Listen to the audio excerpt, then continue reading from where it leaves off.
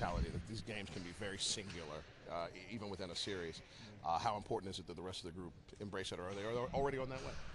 Well, it's important that we embrace it. I think a lot of it is going through it together. Game one of the playoffs on the road versus a team that's playing well in a hostile environment. Played very well in one half. Second half, they played a lot better.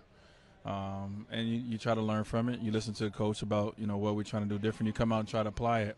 But understanding that it's a 7-game series, understanding that each game in the playoffs is its own game. You can't take that into the other game, good or bad, if you win or if you lose. So, that's something that these guys have to learn, and we're trying to teach. Was there a particular thing that you all pinpointed for the second half, third quarter specifically, or were there so many things going sideways? Well, when you lose games, you can pinpoint a lot of things. I mean, a lot of things. Everything goes wrong when you lose in a ball game. I think ultimately we just got to play with more force.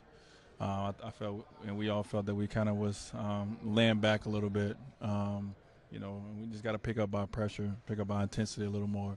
And if they're gonna make those kind of shots, then let's have them make it with us being a little bit more aggressive, et cetera. So they got everything that they wanted without us being aggressive. So let's just be a little bit more aggressive. You have to decide what to take away first, though. Do you have to either go to the threes or go to the paint? It's tough to do both. Yeah, they're not. They're good. Yeah. Then they're not going to let you just stop them from doing one thing. That's what makes them a different group.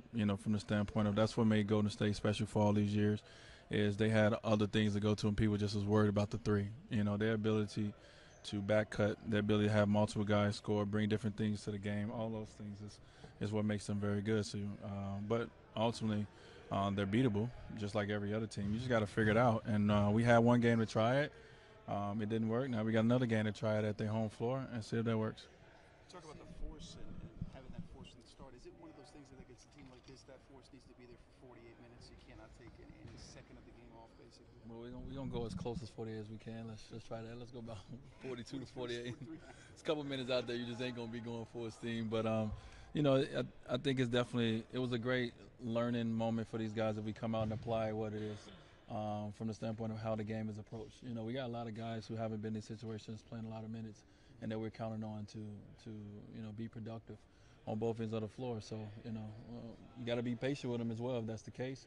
But also, let's see how we make the adjustment, as a group tomorrow. And that doesn't guarantee you a win. It doesn't guarantee that they're not going to shoot 64 plus from the three. You don't know that, but just try to change your approach of how it was the first game. Make it a little harder on them, and hopefully,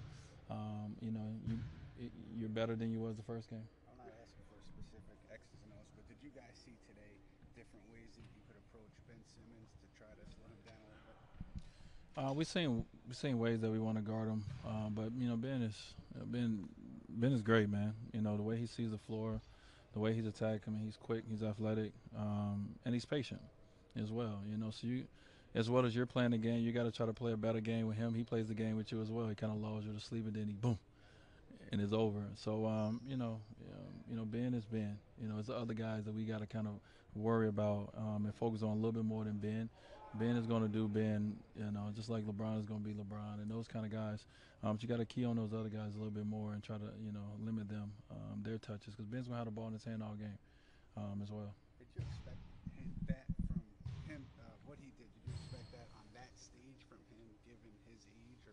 Or he's regular season. He's a good basketball player. He played good basketball last night, like he's done all year. So I don't see like it's nothing that jumped off the page. I feel like Ben is playing like Ben is played, and he hasn't played like a rookie since he's been on the basketball floor. You've seen, there's just some guys that are just special like that. So he played like Ben Simmons played, and obviously, if you can do that on this playoff level, it's even more heightened, it's even more impressive if you can constantly and continually do it. And that's what the world will be waiting for his career. This is the level that makes him great. Well, we know